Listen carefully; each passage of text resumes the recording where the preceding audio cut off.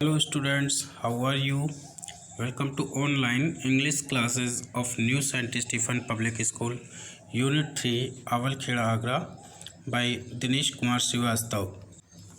Students, today in this video we will study the second chapter from the book Hornbill, and the name of the chapter is We Are Not Afraid to Die If We Can All Be Together. It means we are not afraid to die, हम मरने से नहीं डरते if we can all be together, अगर हम एक साथ हों. तो this story is by Gordon Cook and Alan East. We will study the first part of this chapter students. So students, I have already explained you the Hindi meaning of the name of the chapter. I am telling you about a little introduction. This chapter is about a voyage, you know, a journey by sea or by boat we can say, or by ship. तो किसी जहाज के द्वारा जब हम समुद्री यात्रा पर निकलते हैं तो हम उसको कहते हैं वॉयज. तो यहाँ पर क्या था, ए 37-year-old businessman and his wife had a dream. They wanted to undertake the same voyage round the world as the great explorer Captain James Cook undertook 200 years ago. You know about Captain James Cook. He was a great explorer. है ना, James cook का नाम सुना ही होगा. तो उसने लगभग 200 years ago एक यात्रा की थी अराउंड द वर्ल्ड, यानी कि पूरे वर्ल्ड की समुद्री यात्रा की थी. तो उसी यात्रा को दोबारा करने के लिए उसी की एक कॉपी रिपीट करने के लिए गॉर्डन कुक और एलन ईस्ट ने ये लिखा है. तो जो इस चैप्टर में जो नरेटर है वो एक ओल्ड बिजनेसमैन है, 37 ईयर्स का, और उसकी वाइफ. दोनों इस यात्रा पर निकलते हैं. साथ ही साथ वो अपने 2 बच्चे हैं, एक का नाम सुजैन, और एक का नाम जोनाथन है, जिसको हम जॉन बोलेंगे. तो वो भी उनके साथ होते हैं, और साथ में उनके 2 क्रूमैन और होते हैं. तो उसके बारे में भी पढ़ेंगे. तो स्टूडेंट्स, इस चैप्टर को स्टार्ट करने से पहले मैं आपको एक ये पिक्चर दिखा रहा हूँ. आप इसको देखिए. इसको हम याट कहते हैं. ये एक छोटी नाव होती है, बहुत छोटी भी नहीं होती, काफ़ी बड़ी होती है, पर एक शिप जैसी नहीं होती है. शिप से थोड़ा छोटी होती है, पर लेकिन किसी शिप से कम भी नहीं होती. तो इसमें हमें बहुत सारी चीज़ों का बीच बीच में यूज़ होगा शब्दों का, तो वो मैं आपको समझाता हूँ. इस तरह की बोट होती है, ये आप देख रहे हैं, है ना. इसमें जो सबसे बीच में एक लॉन्ग पोल आपको दिखाई दे रहा है ना. ये या तो वुड का बना होता है या मेटल का बना होता है. इसको हम कहते हैं मास्ट. ठीक है, मास्ट क्या होता है, ये एक लॉन्ग पोल होता है, जिससे क्या होता है, या तो फ्लैग या फिर जो सेल, ये जो इस तरह से जो कोन शेप में जो आप देख रहे हैं, ये क्या होती हैं, ये सेल लिखा है ना, एक मेन सेल लिखा हुआ है. तो ये सेल होते हैं. सेल का मतलब हिंदी में होता है पाल. तो ये क्या होता है, ये कपड़े का बना होता है, और ये इस तरीके से लगा दिया जाता है जैसा आप देख रहे हैं पिक्चर में. और इसमें एक मेन सेल होता है, कुछ दूसरे सेल भी होते हैं.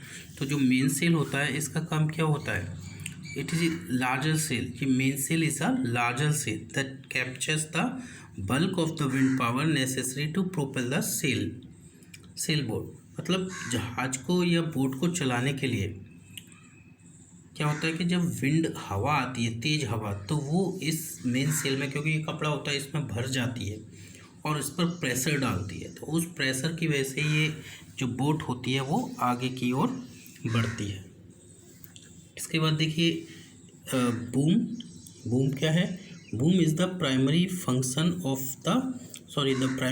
Of the boom is to keep the foot flatter where the sail angle is away from the center line of the boat. मतलब ये बूम क्या होता है, जैसे हमने मास्ट पढ़ा, ऐसे ही मास्ट तो वर्टिकल है, और ये जो बूम है वो क्या है, एक हॉरिजॉन्टल है. हॉरिजॉन्टल एक पोल है, हम कह सकते हैं. तो इसमें जो नीचे का जो हिस्सा होता है इससे मेन सेल इससे जॉइन रहता है और इसको बांधे रखता है। नेक्स्ट पढ़ते हैं। देखिए इसमें केबिन दिया हुआ है। केबिन यहाँ पर एक रूम टाइप में ही होता है जहाज़ के अंदर या बोट के अंदर, जिसमें हम जो है कुछ समय बिता सकते हैं। थोड़ा ओपन भी होता है, मतलब बड़ा कमरा टाइप का होता है जिसमें कोई सो सकता है, आराम कर सकता है। इसके बाद देखिए स्टर्न है। स्टर्न क्या होता है? ये जो नाव है इसका जो पिछला हिस्सा होता है और ये जो है पानी को बाहर रखता है।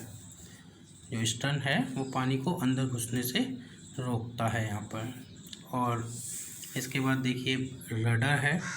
रडर का काम क्या है?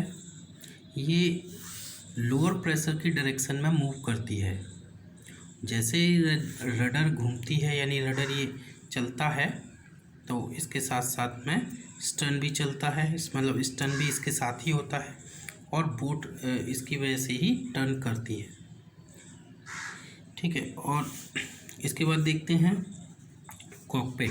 कॉकपिट क्या है? ये कॉकपिट जहाज़ का सबसे कह सकते हैं सेफ प्लेस है और इसको हम जैसे ये एरोप्लेन में भी होता है और एरोप्लेन में इसको हम फ्लाइट डेक कहते हैं, फ्लाइट डेक। और ये जो है ये यहीं से पूरा जो बोट या एरोप्लेन है वो कंट्रोल होता है।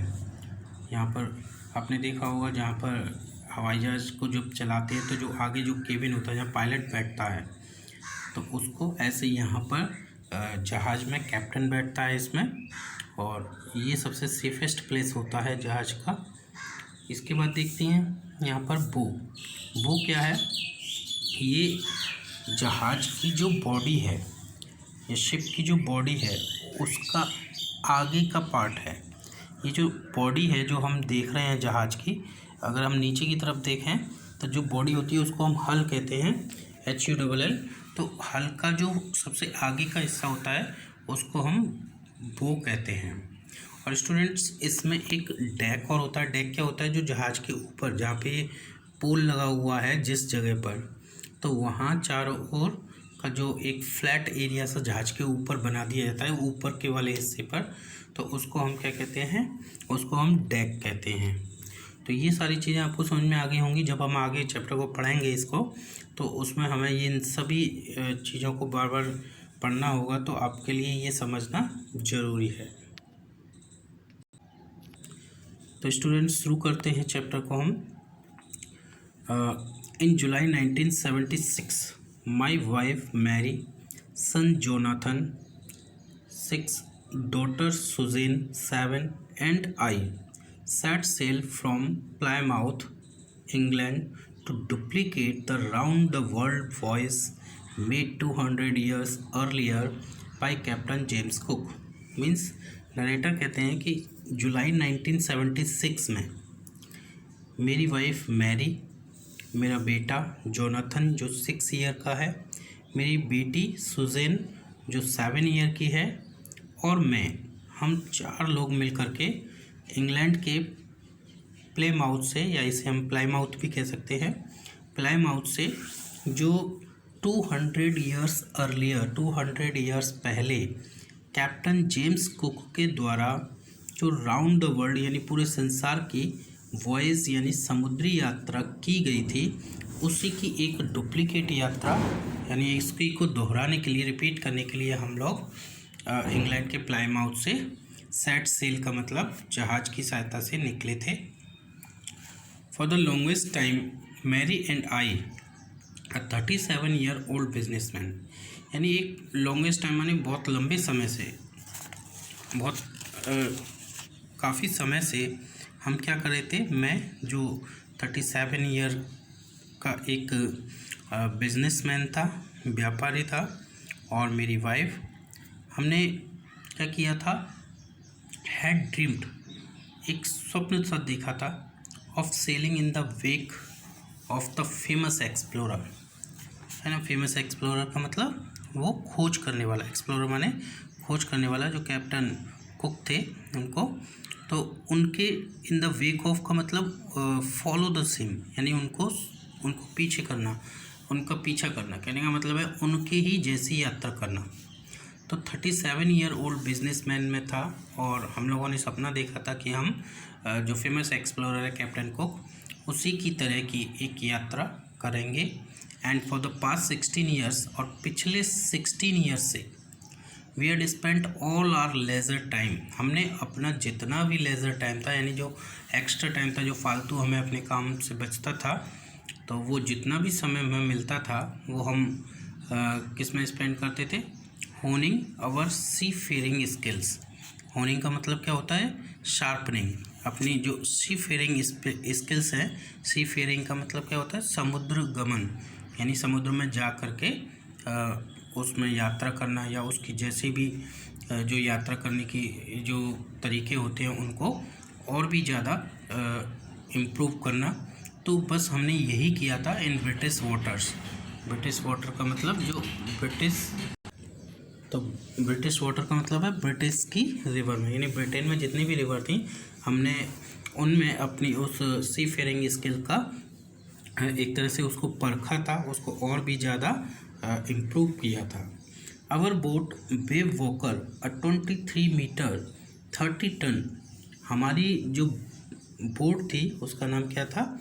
वेव वॉकर, और ये 23 मीटर लॉन्ग थी, यानी इसकी जो लंबाई थी वो कितनी थी? 23 मीटर। तो 23 मीटर काफ़ी है, तो 23 मीटर लॉन्ग थी, 30 टन वुडन हल्ड, और लगभग 30 टन की वुडन हल्ड। वुडन हल्ड का मतलब होता है लकड़ी के फ्रेम से बनी हुई। ब्यूटी, और काफ़ी सुंदर थी। हैड बीन प्रोफेशनली बिल्ट, और इसको बड़ी प्रोफेशनली तरीके से, यानी बहुत ही व्यापारिक रूप से, जैसे किसी पर्पज के लिए, बिजनेस पर्पज के हिसाब से इसको बनाया गया था। And we had spent months, और हमने लगभग कई महीने बिताए थे फिटिंग इट आउट, यानी इसकी फिटिंग करने में, यानी इसको फर्निश करने में, इसको डेकोरेट करने में, सी वॉइस के हिसाब से इसको बनाने में। And testing it in the roughest weather we could find, और हमने इसको टेस्ट भी किया था, यानी इसको परखा था सबसे ज़्यादा रफेस्ट वेदर में, यानी जितना भी हमको रफेस्ट वेदर, बुरे से बुरा जो मौसम है वो मिल सका, वहाँ पर ले जाकर हमने इसको टेस्ट किया था। क्यों किया था? क्योंकि वो एक समुद्री यात्रा पर राउंड द वर्ल्ड की निकलने वाले थे, और उसमें उनको किस किस तरह के मौसम का सामना करना पड़ सकता है, तो ये उनको नहीं पता था, यानी उनको ये उम्मीद थी कि हमें बुरे से बुरे मौसम का सामना करना पड़ सकता है, इसलिए उन्होंने ऐसा किया। The first leg of our plan 3 year 105,000 kilometre journey passed pleasantly as we sailed down the west coast of Africa to Cape Town। हमारा जो first leg of our plan 3 year, यानी हमारा जो 3 ईयर्स की, यानी हमने एक तरह से 3 ईयर्स की जो अनुमान लगाया था कि हमारी यात्रा होगी, तो हमारी 3 ईयर्स की जो यात्रा थी 3 ईयर्स की, उसमें जो 105,000 किलोमीटर की डिस्टेंस थी, उसका जो फर्स्ट फेज था, यानी प्रथम चरण था, वो अफ्रीका के जो पश्चिमी तट है उसके केप टाउन तक हंसी खुशी से बीत गया। मतलब हमें केप टाउन तक पहुंचने में प्लीजेंटली कोई प्रॉब्लम नहीं हुई, प्लीजेंटली हमारा वो जर्नी, हमारी यात्रा पास होती चली गई। देयर बिफोर हेडिंग ईस्ट, वहाँ से ईस्ट की ओर आगे बढ़ने से पहले वी टुक ऑन 2 क्रूमैन, हमने वहाँ पर 2 क्रूमैन को अपने साथ ले लिया, है ना। क्रूमैन कौन होते हैं? जो नाव चलाने वाले ही होते हैं, उनको भी सेलर कहते हैं। तो वो उनके 2 नाम क्या थे? एक अमेरिकन था लॉरी विजल, और दूसरा स्विस था। स्विस का मतलब स्विट्जरलैंड का, तो उसका नाम क्या था? Herb Caesar. तो ये 2 क्रूमैन उन्होंने अपने साथ ले लिए to help us tackle one of the world's roughest sea. और वो किस लिए? हमारी मदद करने के लिए। कहाँ पर? संसार के सबसे ज़्यादा रफेस्ट, सबसे ज़्यादा खतरनाक समुद्र जो कौन सा था? द सदर्न इंडियन ओशन, है ना, दक्षिणी भारतीय हिंद महासागर हम कह सकते हैं। तो ये सबसे ज़्यादा रफेस्ट सी है। तो अब वो इसमें पहुंचने वाले थे क्योंकि वो केप टाउन तक पहुंच चुके थे और साउथ अफ्रीका के, और अब वो उधर से निकलने वाले थे। तो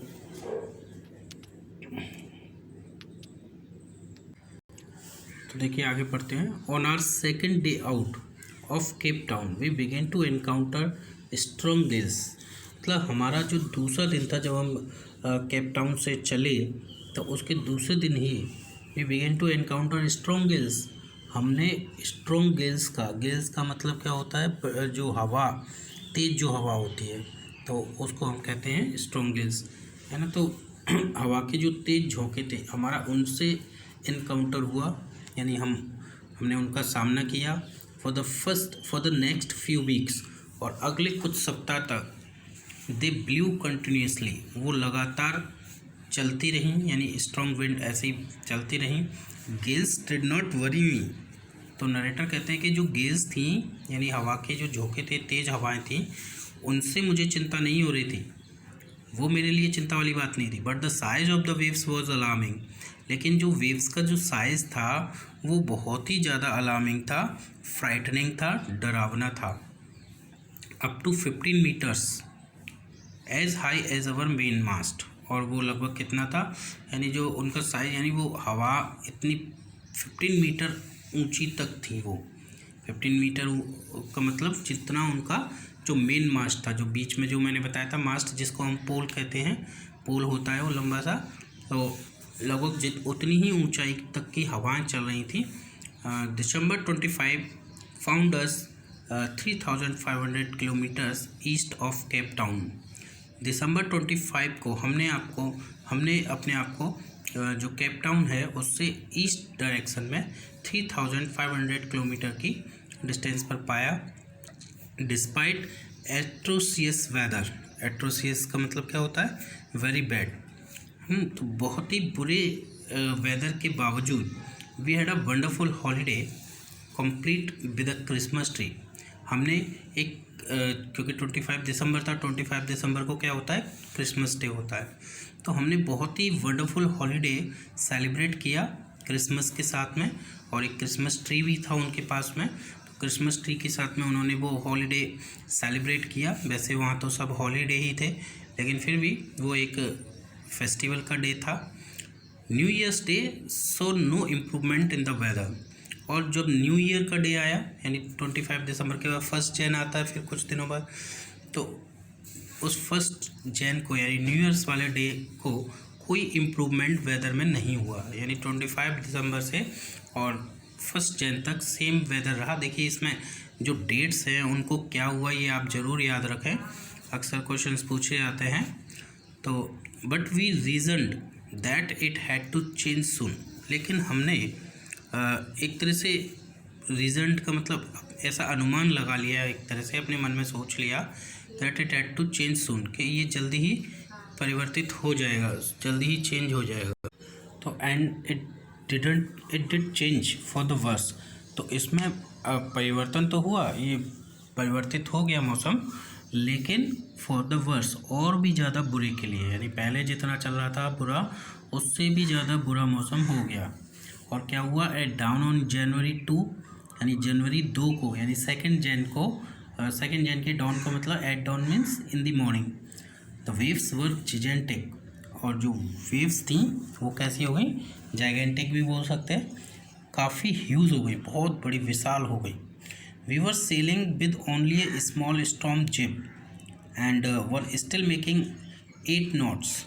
और हम क्या कर रहे थे, एक small storm jib, storm jib क्या होती है, एक ऐसी जो वेव्स होती हैं, जो तेज़ वेव्स आती हैं, उनसे अपने जहाज़ को थोड़ा सा रोकने के लिए कुछ वो लगा होता है उसमें, तो उसको हम कहते हैं जिप। यानी एक छोटा बहुत ही तिकोन ट्रायंगल शेप में जो पाल होता है उसको भी हम कह सकते हैं जिप कहते हैं हम उसको। तो उसके साथ में हम यात्रा कर रहे थे एंड वर स्टिल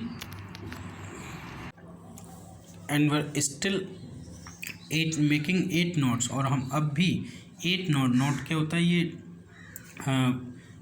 दूरी जो समुद्र में हम चलते हैं उसकी एक यूनिट होती है, हम मील कह सकते हैं। तो अभी भी हम एक लगभग 8 समुद्र मील की गति से हम चल रहे थे। As the ship rose off the top of each wave we could see endless enormous seas rolling toward अस।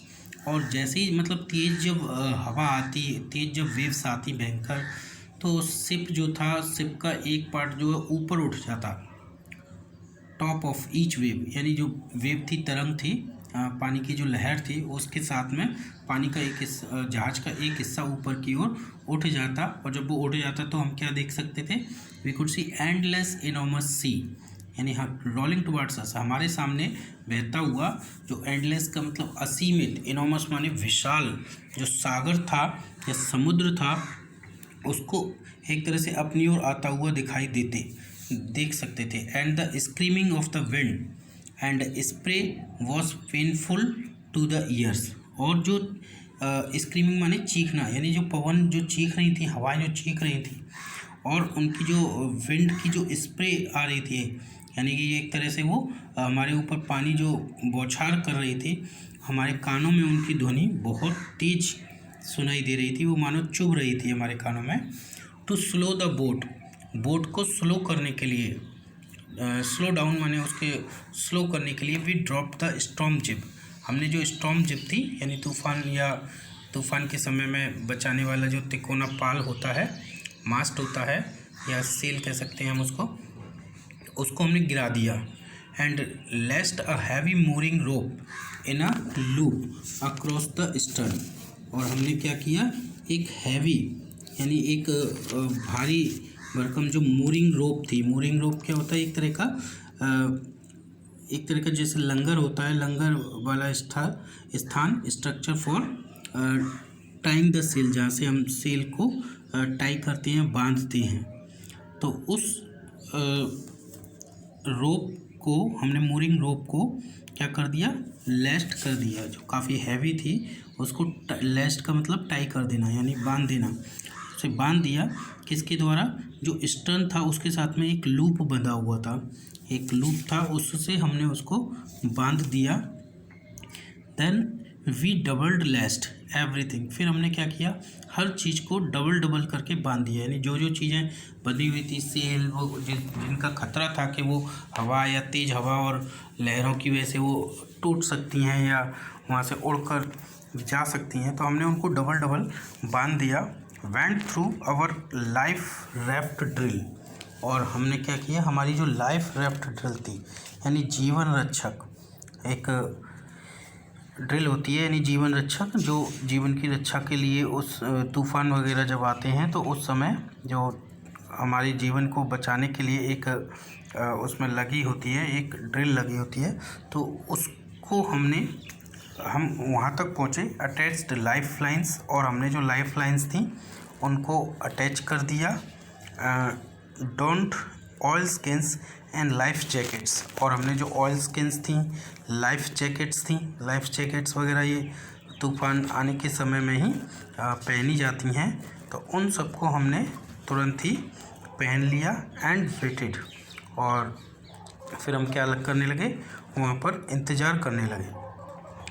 तो इतनी सारी जो है प्रॉब्लम उनको फेस करनी पड़ी।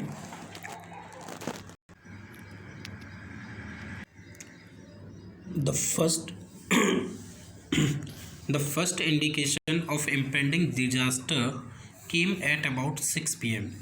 यानी जो पहला इंडिकेशन था, यानी पहला संकेत, इम्पेंडिंग डिजास्टर माने आने वाली उस विपत्ति का पहला संकेत लगभग शाम को 6 बजे आया। विद एन ओमिनस साइलेंस, एक बहुत ही ज़्यादा ओमिनस कह सकते हैं, अशुभ खामोशी के साथ।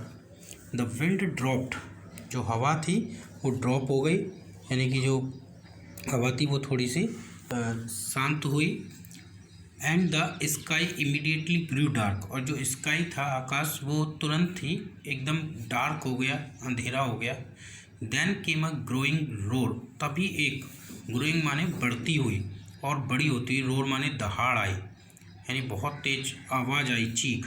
And an enormous cloud toward aft of the ship, और एक विशाल, एनॉमस का मतलब बहुत ही विशाल सा, क्लाउड माने बादल, टॉवर्ड एफ्ट ऑफ द शिप मानो जहाज के ऊपर हमारे, टॉवर्ड का मतलब मीनार के रूप में, जैसे मीनार एकदम सीधी खड़ी होती है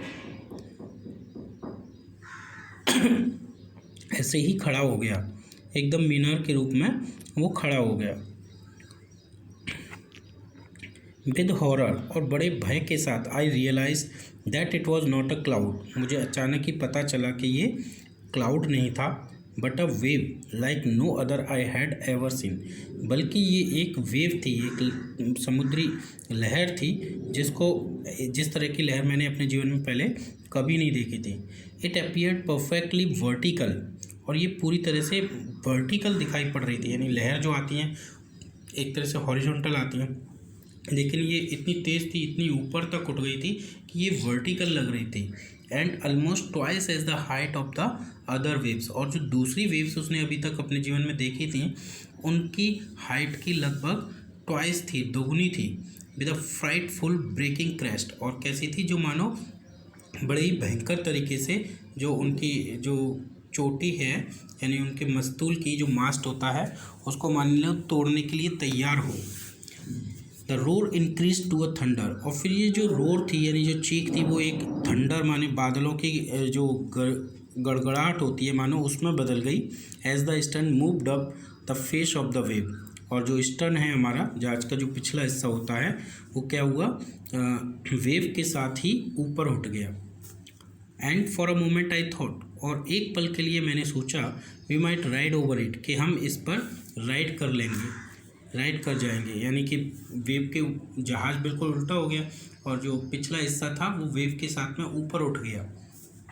but then a tremendous explosion shook the deck, लेकिन तभी एक ट्रेमेंडस एक्सप्लोजन यानी एक विशाल विस्फोट सा हुआ जिसने पूरी डेक को हिला करके रख दिया।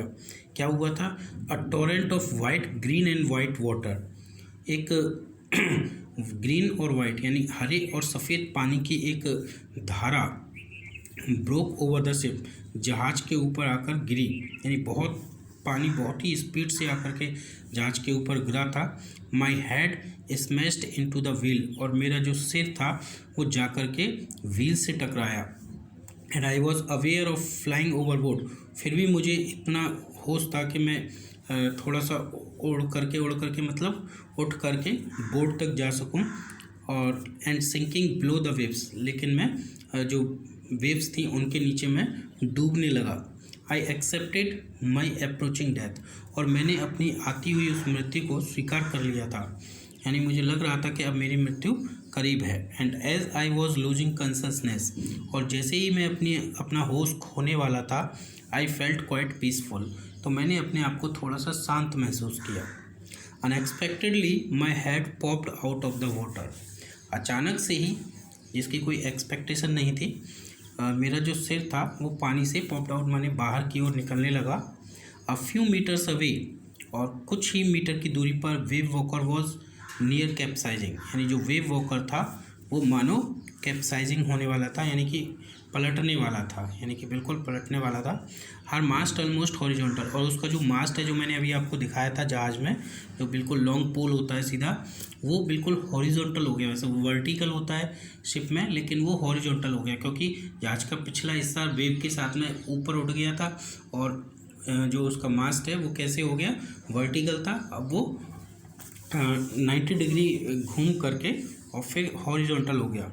Then a wave hurled her upright, और फिर एक वेव ने क्या किया, उसको सीधा कर दिया।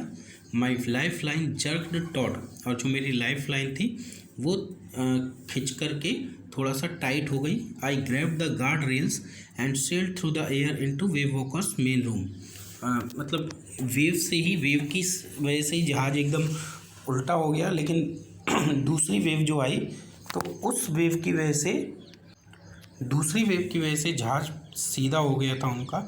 तो जैसे ही वो सीधा हुआ तो वो कहता है कि मैं जो है सीधा कहाँ पहुँचा, जो ग्रैब हो करके, यानी रैंक करके, एक तरह से जो गार्ड रेल्स होती हैं, गार्ड रेल्स का मतलब जहाज के साइड में जो रेलिंग लगी होती हैं लोहे की गोल गोल, तो जिनके ऊपर अक्सर लोग खड़े हो जाते हैं, तो उस तक उनको पकड़ता हुआ गया और सेल्ड थ्रू द एयर, और हवा में से बहता हुआ जो वेव वॉकर का मेन बूम था, बूम मैंने अभी बताया ही था आपको, वहाँ तक वो पहुँच गया। Subsequent waves tossed me around the deck like a rag doll. लेकिन जो लगातार जो वेव्स चल रही थी, बहुत ही भयंकर जो तरंगें लहरें आ रही थी, उन्होंने मुझे उछाल करके जो जहाज़ की डेक होती है उस पर एक रैग डॉल माने एक कपड़े की गुड़िया की भांति, जैसे जो कपड़े की गुड़िया बहुत कमज़ोर है उसी तरह से उसको फेंक दिया। माई लेफ्ट रिब्स क्रैक्ड, और मेरी जो बाईं पसली थी मानो वो क्रैक हो गई। My mouth filled with blood and broken teeth, और मेरा मुंह खून से और टूटे हुए दांतों से भर गया, यानी मेरा दांत जो है टूट गए और मुंह से खून निकलने लगा। Somehow I found the wheel, और किसी प्रकार से मैंने व्हील को ढूंढ लिया, जो पहिया था एक पहिया मेरे हाथ लगा। Lined up the stern for the next wave and hung on, और जो आने वाली जो नेक्स्ट वेव थी उसको साधने के लिए मैंने स्टर्न को एक तरह से हैंडल किया, साध लिया, जैसे कि जो नेक्स्ट वेव आए उसको उससे टकरा सके। एंड हंग ऑन, और उसको ऐसे ही पकड़े हुए वहीं रुका रहा। Water water everywhere, I could feel, यानी चारों तरफ सिर्फ पानी ही पानी था। I could feel that the ship had water below, और मैंने महसूस कर सका कि जो पानी है वो शिप के नीचे भी आ चुका है, अंदर आ चुका है। But I dared not abandon the wheel to investigate, लेकिन फिर भी मैंने ये चीज़ इन्वेस्टिगेट करने के लिए कि वो आया है कि नहीं आया है, मैंने उसको नहीं छोड़ा, पहिए को नहीं छोड़ा। तो स्टूडेंट्स, यहाँ तक आपको समझ में आ गया होगा। इसके बाद का जो चैप्टर है उसको हम अपने नेक्स्ट वीडियो में कंप्लीट करेंगे। Thank you student for watching this video.